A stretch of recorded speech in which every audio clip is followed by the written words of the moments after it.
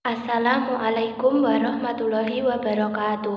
Di sini kami dari kelompok 12 yang beranggotakan yang pertama Lutfiana Aminatul Fuadah dengan NIM 203200190 dan yang kedua yaitu Muhammad Reza Ananda dengan NIM 203200206 akan mempresentasikan materi mengenai evaluasi kurikulum. Di sini kami akan menyampaikan 4 poin pembahasan materi. Yang pertama yaitu pengertian evaluasi kurikulum dan yang kedua yaitu tujuan dan fungsi evaluasi kurikulum dan yang ketiga yaitu prinsip-prinsip evaluasi kurikulum dan yang keempat yaitu model-model evaluasi kurikulum. Yang pertama yaitu pengertian evaluasi kurikulum. Evaluasi kurikulum adalah penelitian yang sistematik tentang manfaat, kesesuaian, efektivitas, dan efisiensi dari kurikulum yang diterapkan. Atau dapat dikatakan, evaluasi kurikulum adalah proses penerapan prosedur ilmiah yang sistematis untuk menilai rancangan, implementasi, dan efektivitas suatu program. Untuk yang kedua yaitu tujuan dan fungsi evaluasi kurikulum. Diadakannya evaluasi di dalam proses pengembangan kurikulum dimaksudkan atau ditujukan untuk yang pertama perbaikan program. Dalam konteks tujuan ini, peranan evaluasi kurikulum lebih bersifat konstruktif karena informasi dari hasil evaluasi dijadikan sebagai input bagi perbaikan yang diperlukan di dalam program kurikulum yang sedang dikembangkan. Di sini evaluasi lebih merupakan kebutuhan yang datang dari dalam sistem itu sendiri, karena evaluasi dipandang sebagai faktor yang memungkinkan dicapainya hasil pengembangan yang optimal dari sistem yang bersangkutan. Yang kedua yaitu pertanggungjawaban kepada berbagai pihak. Evaluasi kurikulum menjadi bentuk laporan yang harus dipertanggungjawabkan dari pengembang kurikulum kepada pihak-pihak yang bersangkutan, di antaranya pemerintah, orang tua, pelaksana satuan pendidikan, masyarakat, dan semua pihak yang secara langsung maupun tidak langsung yang ikut serta dalam pengembangan kurikulum yang bersangkutan. Dan yang ketiga yaitu penentuan tindak lanjut hasil pengembangan.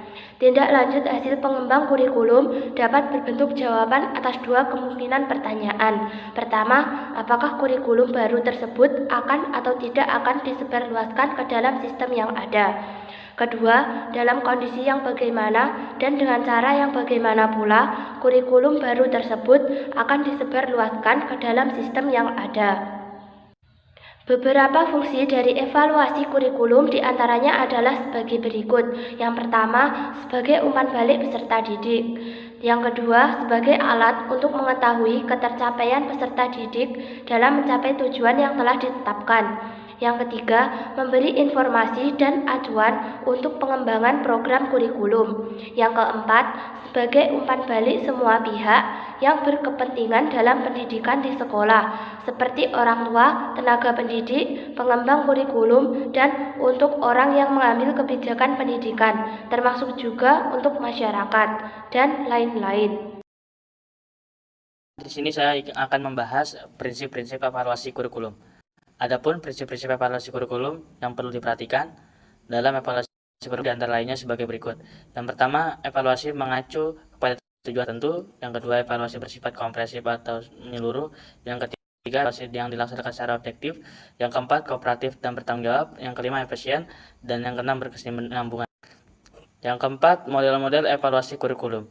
Beberapa model evaluasi kurikulum diantaranya, yang pertama, evaluasi model penelitian. Yang dimaksud model evaluasi kurikulum ini mengacu pada teori dan menggunakan metode tes, psikologi, dan eksperimen lapangan. Yang kedua, evaluasi model objektif. Dalam model evaluasi ini ada beberapa hal yang harus diperhatikan, diantaranya adanya kesepakatan tentang tujuan kurikulum, B. Menyusun materi kurikulum yang sesuai tujuan tersebut, C. Mengukur kesesuaian antara perilaku siswa dengan hasil yang diinginkan. Yang ketiga, evaluasi model campuran multivariasi. Dalam model evaluasi ini, setiap dilaksanakan evaluasi kurikulum diukur dengan masing-masing dengan kurikulum. Selain model yang disebutkan atas, evaluasi kurikulum memiliki model lainnya. Di antaranya, yang pertama, model measurement Evaluasi dengan model ini dimaksudkan untuk mengukur dan menilai kemampuan peserta didik terhadap tujuan yang ditetapkan, yang mana hal tersebut digunakan untuk mengungkapkan perbedaan kemampuan individual dan kelompok. Adapun hasil penelitian dengan menggunakan model ini digunakan untuk tidak lanjut peserta didik untuk keperluan bimbingan, seleksi atau perbandingan efektivitas antar program serta metode pendidikan. Teknik evaluasi yang digunakan yaitu utama berupa tes yang disusun dalam bentuk objektif yang terus dikembangkan untuk menghasilkan alat evaluasi yang reliable dan valid. Yang kedua, model Chong-Ruech.